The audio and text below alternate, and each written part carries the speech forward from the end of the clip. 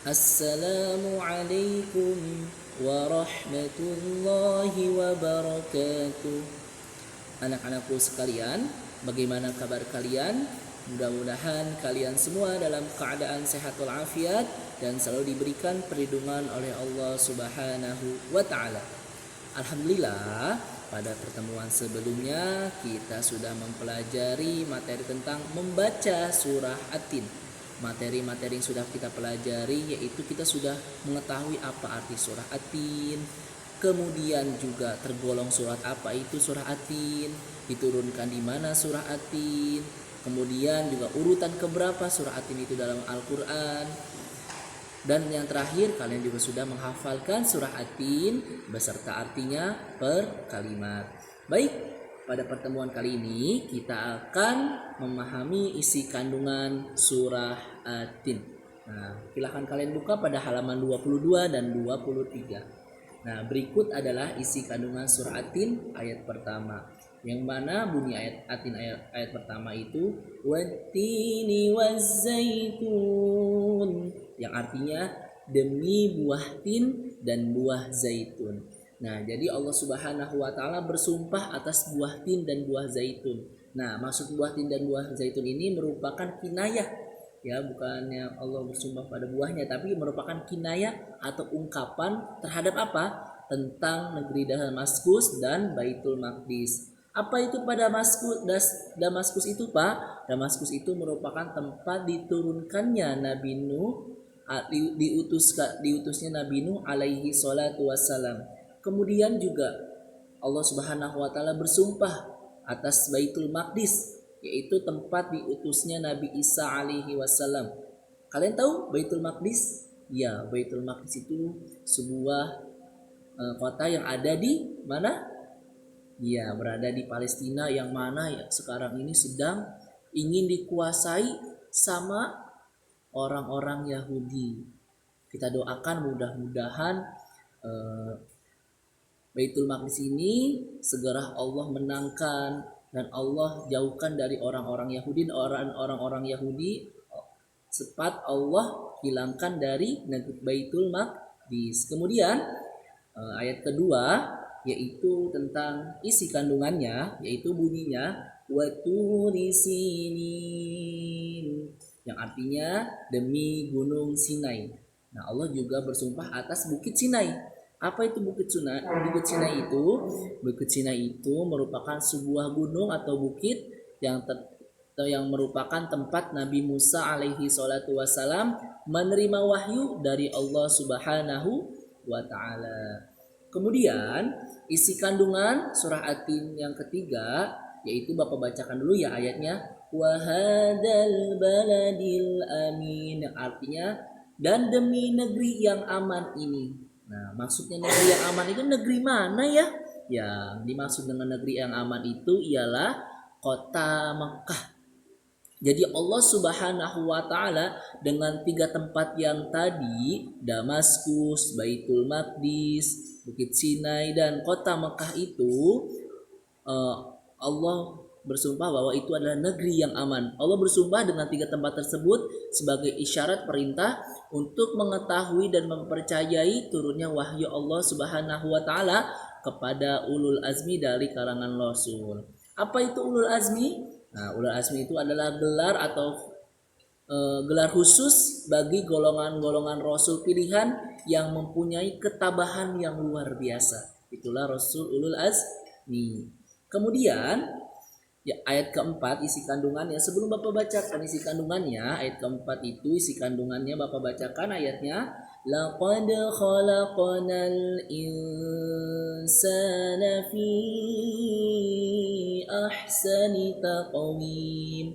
Artinya, sungguh kami telah menciptakan manusia dalam bentuk sebaik-baiknya.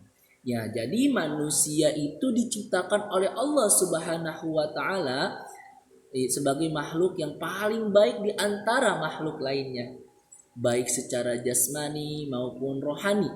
Ia dapat berdiri tegak, berbicara, berilmu, mengatur, dan bijak. Nah, hal itu disebabkan karena manusia dibekali dengan akal pikiran dan hati yang dapat berfungsi untuk apa? Nah, dengan baik. Hal itu kemungkinan manusia untuk menjadi khalifah di muka bumi ini. Nah, jadi penyebab Allah menjadikan manusia sebagai khalifah atau menjadikan pemimpin di muka bumi ini karena manusia itu merupakan makhluk yang Allah ciptakan dengan sebaik-baiknya. Kemudian ayat kelima isi kandungannya yaitu seperti biasa sebelum Bapak jelaskan, Bapak bacakan dulu ayatnya. Tsumma radadnahu asfala safilin. Artinya, kemudian kami kembalikan dia ke tempat yang serendah-rendahnya. Nah, manusia juga bisa berubah loh nak. Bisa berubah menjadi rendah atau hina. Bahkan sehina-hinanya derajatnya turun di hadapan Allah apabila ia tidak bersyukur, selalu bermaksiat dan tidak mentaati perintah Allah Subhanahu wa taala. Nah, tempatnya kelak adalah di neraka yang menyengsarakan. Nah, tadi Allah ciptakan manusia itu dengan sebaik-baiknya, dengan sesempurna mungkin. Namun Allah juga akan hinakan dia sehina-hinanya apabila dia bermaksiat, tidak bersyukur dan selalu berbuat dosa atau tidak mentaati perintah Allah Subhanahu wa taala dan kelak tempatnya di neraka. Nauzubillah min dzalik. Maka dari itu kita jauhi ya bermaksiat, kemudian kita harus bersyukur kepada Allah dan kita jangan sampai tidak mentaati perintah Allah Subhanahu wa taala. Kemudian ayat ke-6 berbunyi yaitu illalladzina amanu wa 'amilus solihati falahum ajrun ghairu mamnun. Kecuali orang-orang yang beriman dan mengerjakan kebajikan, maka mereka akan mendapatkan pahala yang tidak ada putusnya. Nah, jadi di ayat ke-6 ini menjelaskan manusia yang tidak akan hina, yang tidak akan direndahkan oleh Allah Subhanahu wa taala, yaitu manusia yang akan selamat dari kehinaan ialah manusia yang beriman dengan sungguh-sungguh dan membuktikannya dengan ibadah dan beramal soleh.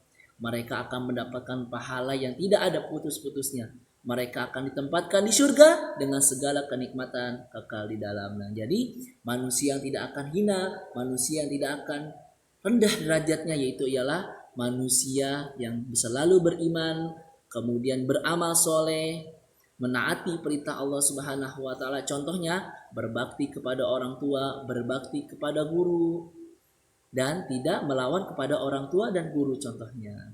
Nah, kemudian untuk isi kandungan ayat ke-7 Bapak bacakan lagi fama yukadzibuka ba'du biddin, yang artinya maka apa yang menyebabkan mereka mendustakanmu setelah adanya keterangan itu tentang hari pembalasan. Nah, jadi ayat ini menjelaskan melalui Rasulullah Shallallahu Alaihi Wasallam sebagai pembawa risalah dan uswatun hasanah.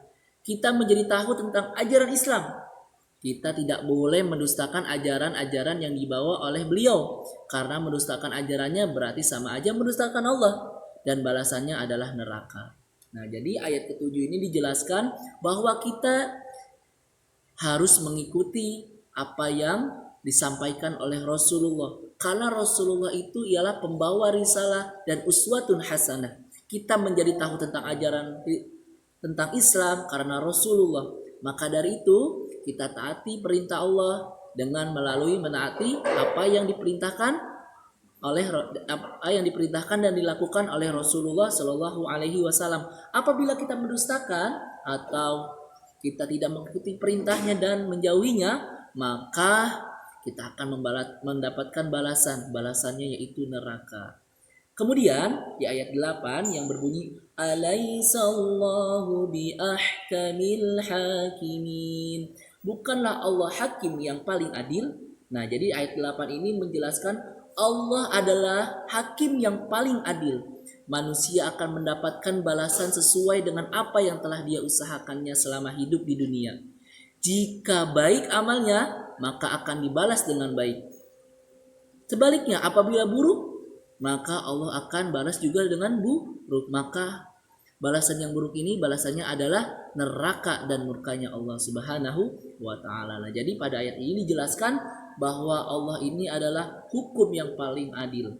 Baik dibalas baik dan buruk juga Allah balas dengan buruk. Dengan balasannya apa yang buruk itu? Neraka dan murkanya Allah atau marahnya Allah Subhanahu wa taala. Alhamdulillah pada pertemuan kali ini kita sudah mempelajari yaitu isi kandungan surah At-Tin.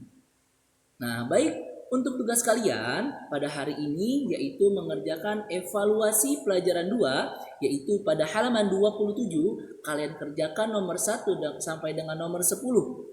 Nah, setelah kalian kerjakan, kemudian kalian fotokan lalu dikirimkan ke WA Bapak.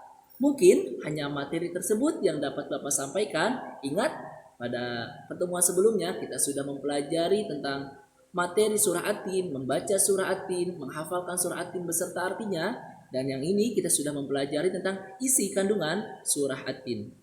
Sekian dari Bapak, kurang lebihnya mohon maaf. Pesan Bapak untuk kalian, jangan lupa agar selalu menjaga kesehatan dan berdoalah sebelum melakukan aktivitas. Wassalamualaikum warahmatullahi wabarakatuh.